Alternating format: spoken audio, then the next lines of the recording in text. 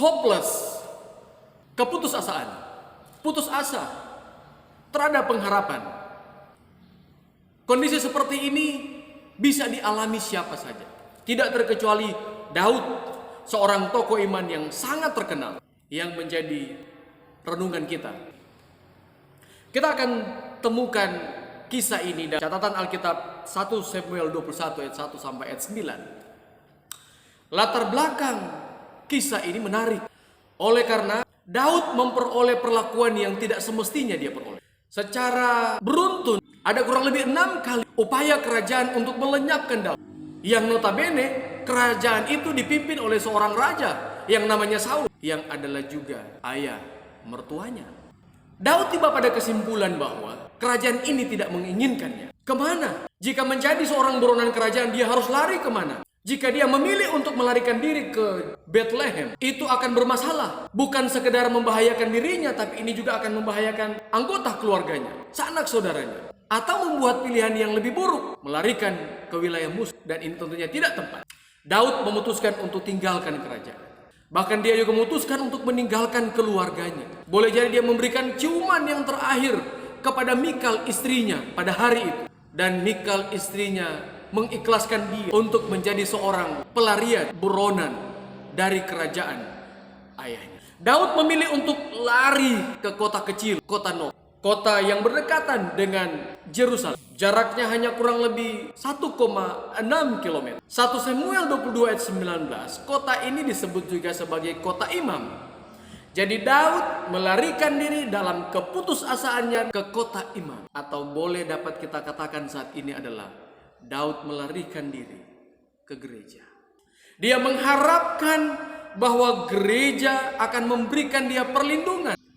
Dia juga mengharapkan pemimpin gereja adalah pemimpin seperti Ahimelek, seorang pemimpin yang memperlakukan gereja dalam tindakan-tindakan yang dimotivasi oleh kasih dan belas kasihan. Inilah keputusan Daud untuk lari ke kota. 1 Samuel 21 ayat 1, 2, dan 3 kita temukan.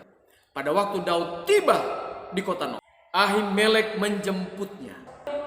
Informasi Alkitab katakan bahwa Ahimelek ketakutan. Saudara, ketakutan Ahimelek ini beralasan. Dia menjadi DPO kerajaan. Boleh jadi juga Saul telah menyiapkan hadiah bagi siapa saja yang dapat menemukan Daud hidup atau mati, akan diberikan hadiah. Boleh jadi seperti ini.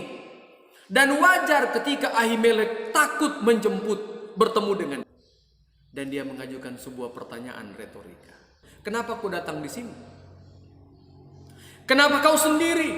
Meski Allah tidak pernah membenarkan dusta dalam kasus ini, kita membicarakan peran gereja di sini dan peran imam yang luar biasa seperti Ahimelek.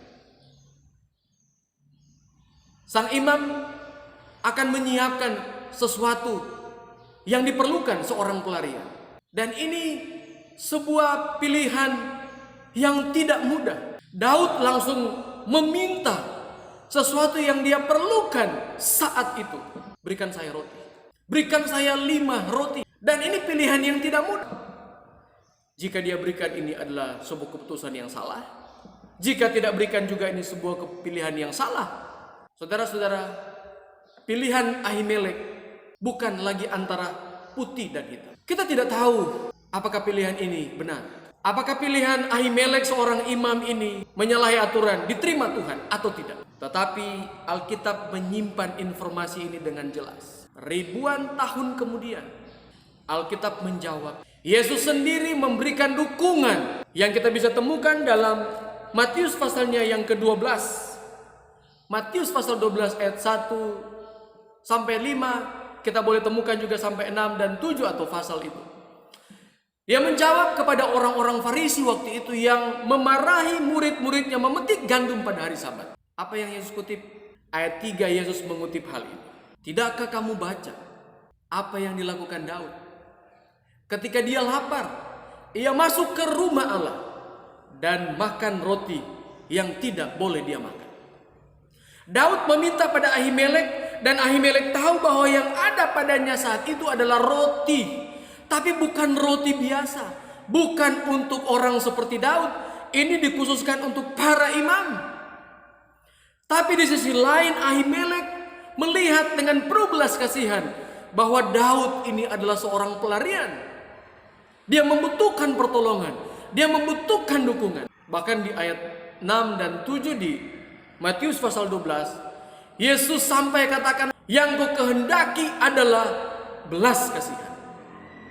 Saudara-saudara, Allah tidak akan bertanya kepada saudara-saudara, kepada kita semua, seberapa besar budget yang akan Anda siapkan untuk membangun dan mendirikan gereja, seberapa ketat Anda menjalankan aturan-aturan gerejamu, tetapi seberapa banyak tindakan belas kasihan yang ditunjukkan gereja dalam memenuhi kebutuhan-kebutuhan orang yang datang ke gereja untuk meminta pertolongan dan perlindungan.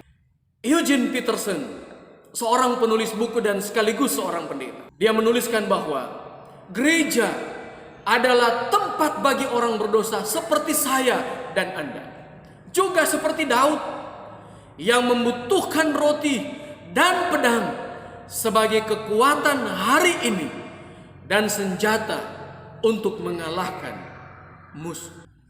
Bagi mereka yang lapar, gereja harus menyiapkan makanan. Bagi mereka sebagai seorang pelarian yang putus asa, gereja harus mempersiapkan senjata kebenaran, roti dan pedang, makanan dan perlengkapan. Pertanyaannya adalah, sudahkah gereja melakukannya? Atau maukah gereja memenuhi? Jadilah Ahimelek modern yang didorong oleh belas kasihan dari Yesus Kristus sebagai pemilik Ka'bah ini atau gereja ini dan tanggung jawab pekerjaan ini untuk dapat melayani kebutuhan-kebutuhan umat-umat yang membutuhkan roti. Yesus sendiri adalah roti hidup tersebut.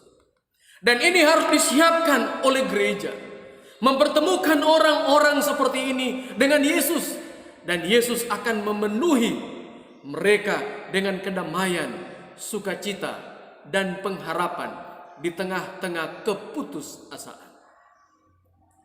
Yohanes 6 ayat 48, Yesus berkata, akulah roti hidup.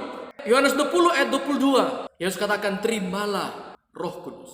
Yesus menyiapkan pedang untuk berjuang, dan Yesus memenuhi kehidupan orang yang lapar dengan roti yang melambangkan hidupnya untuk dikenyangkan dan memberikan kedamaian di tengah-tengah keputusasaan. Biarlah gereja akan memenuhi maksud Allah ini, sehingga kerinduan setiap orang yang datang bertemu dengan Yesus di gereja akan difasilitasi untuk menikmati kepuasan dan sukacita. Tuhan Yesus memberkati kita semua adalah doa dan harapan kita bersama. Shalom dan selamat hari Sabat.